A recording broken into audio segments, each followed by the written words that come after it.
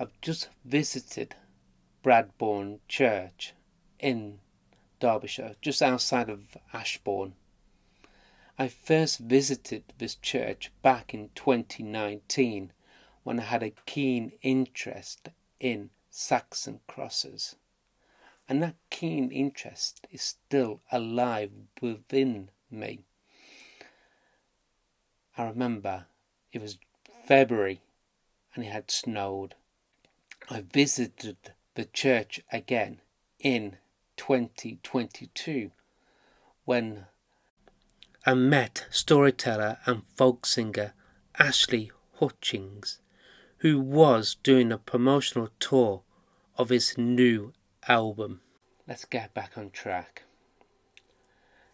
As you enter the gate and you see the beautiful Saxon cross, the church looks very Norman, especially with the tower, but it has a Saxon vibe to it, which I immediately felt. Let's have a look at the history behind this wonderful, exquisite church.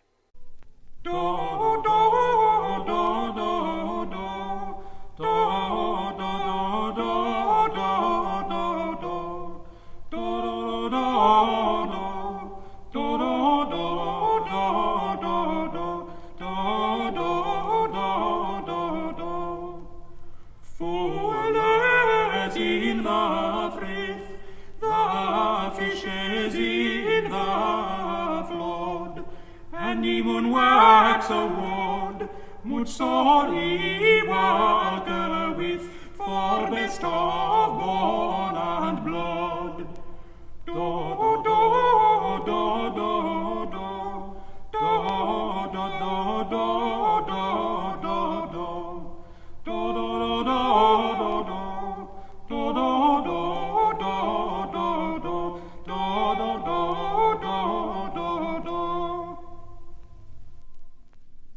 I will say this now, I'm no expert in architecture or masonry, but I have visited enough Saxon and Norman churches to recognise one or the other. The giveaways is the jambs, the sides of a doorway, which is normally composed of massive stones laid alternatively upright and flat in style, called long and short work. What else you look for are the windows splayed equally inside and out, the turnstone balusters, the mid-wall shafts, the triangular headed openings, the strip work and the arches with continuous imposts. These are the Saxon giveaways. Another giveaway is the character of the masonry. However, this is influenced by the nature of the local material, and in poor communities, the builders must make use of materials nearest to their hands. It is the natural result of circumstances. The church has little or no giveaways, but a detailed description in the Journal of the Derbyshire Archaeological and Natural History Society periodical says otherwise. When a great record was drawn up in 1087, the commissioners returned that there was a priest and a church at Bradbourne, which is a common entry Domesday Survey.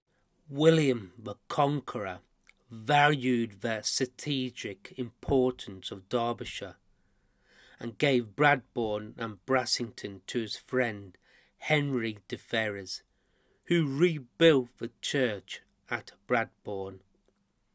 These Norman lords were very conscious of the need to save their souls, and in addition they built chapels of ease on the outlying parts of their estates for the priests to visit and say mass. Bradbourne had 4 chapels at Ballydon, Brassington, Tissington and Atlow. Shortly after the time of the Domesday survey, the manor of Bradbourne was held under the Ferrers by the family of de Gussies, and before the middle of the 12th century the church appears to have been entirely rebuilt.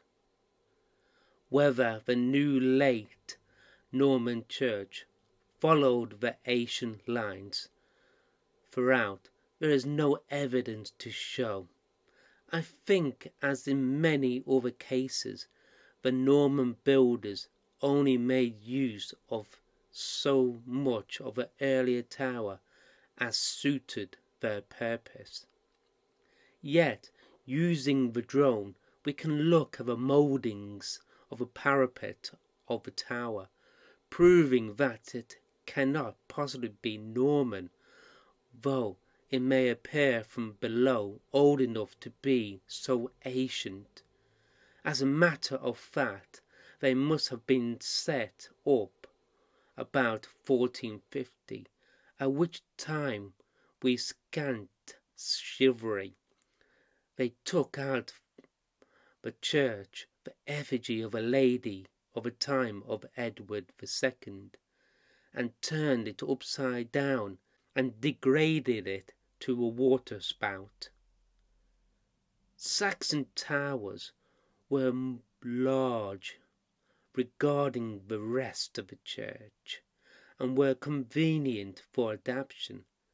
The Saxon church was probably much smaller, so looking at the church in general, we would assume it is all Norman. As a researcher, I go for documentary evidence, not just visuals, so we can turn to the Chronicles of Dunstable, which was began by the Martin de Monis in 1202. In 1205, the manor of Bradbourne was conveyed to Godard de Bradbourne by Geoffrey de Gussies, who also, most fortunately for us, gave the church of Bradbourne to the Black Canyons of Dunstable. There are many entries in the Chronicle concerning Bradbourne and its neighbouring parishes between 1205 and 1290, and from some of them we are enabled not only to date a large part of the work which belongs to the golden age of Gothic, but also to understand some of the changes which without them must always have remained a mystery. The advent of the canons to Bradbourne seems to have had much the same effect as we have, unhappily, but accustomed to seeing in our own day when a new vicar is appointed to an old church, the church must be restored, and this appears to have been done at once and in the following manner, which is well documented in the Chronicles.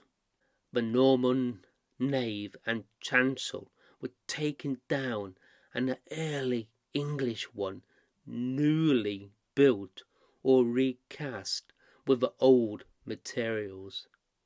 Here is a drawing of a ground plan of a church interior showing Saxon and Norman features.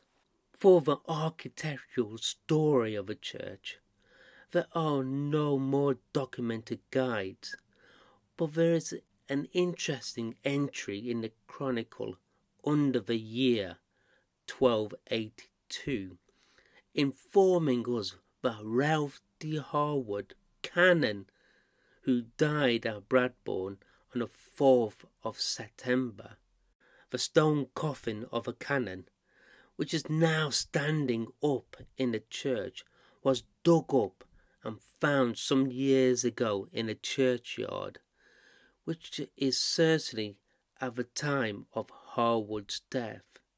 It was used as a water trough for many years. By 1350, the church's interiors had a good seating too, with the south wall of a nave being pulled down, an arcade set up in its place, and a south aisle built at the same time. A window was inserted into the north wall, exactly facing the centre of the middle arch of the arcade, no doubt taking the place of the early English single-lit window, and of precisely the same design as the two decorated windows in the south aisle.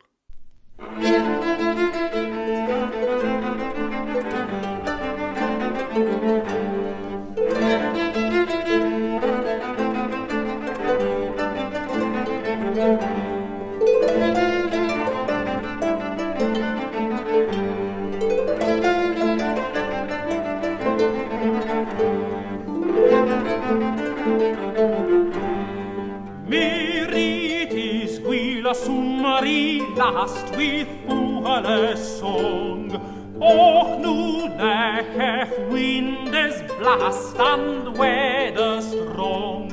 Ei, what this night is long, and it with well nature wrong, so run more and fast.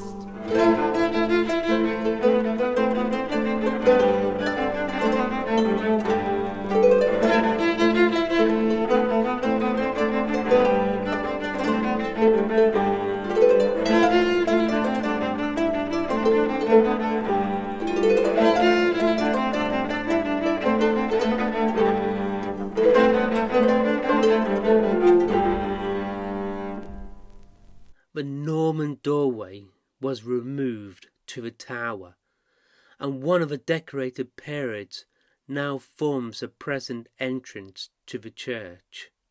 The Norman doorway was removed to the tower, and one of the decorated arches was preserved. An interesting feature of a medieval arch can be found around the arch of the door, with carved Norse beasts creeping with intertwisted tails, their interlacing spreading behind them to form that Uranus style exemplified at Javington in Sussex. After the dissolution of the monasteries, all these lands went to the crown and were sold off. Following the Reformation, the ties between Bradbourne and its churches were loosened. Atlow and Tissington eventually went separate ways. Brassington became a parochial chapel in 1726, then a separate parish, building its own vicarage in 1857. The roof in 1350 was taken down, the nave was raised, and a porch with seating was built. The builders departed in 1490. I'm sure other building work did not stop after this, as the carved seats and gallery were replaced, and a church plate hallmarked with Britannia is still in excellent condition. The ancient church has been swept away, and stone has been added and taken away, but the spirituality has remained. Surprisingly enough, I'm not spoken about the artwork in the church, which is glorious. The late 16th century fresco to the right of the door as we enter the church, surrounded by an architectural depiction of towers with domes and friezes. The quote is written in Old English and it's from Ecclesiastes. The inscription reads, "Keep thy foot when thy goes to, ye house of God, and be more ready to hear than to give you sacrifice of fools, for they consider not thou the evil." The tablets on the walls have some interesting memorials. One to the memory of Thomas Buxton, who died in 1811, aged 87. He was formerly lieutenant in the 30th Regiment of Foot, and was at the Battle of Culloden in 1745. To have fought for the King George in the last civil war was long looked upon with a high military distinction. The painting is the Adoration of a Shepherd, and was given by the Reverend R.F. Brough in 1945. The painting is by an unknown artist of the Italian school, and may well have been painted between 16th and 17th century. Sancta Maria Virgine, Mother Jesu Christus Nazarene, on for shield help in God rich, on fang bring eolich within God does richo. Sancta Maria Christus pur, Maidanas clen had moderes flur, Tiliam isinna rixin mi mod, bring me to winna with the silver God. I have come across a drawing by the Anastasia Drawing Society, and it was drawn in their book in 1861. It shows a tower in either disrepair or having much foliage on it. I can't tell, to be honest. These drawings show us so much history of the church, especially that the cross, or the marketplace cross, has moved several times. So let's have a look at some of the graves in the churchyard.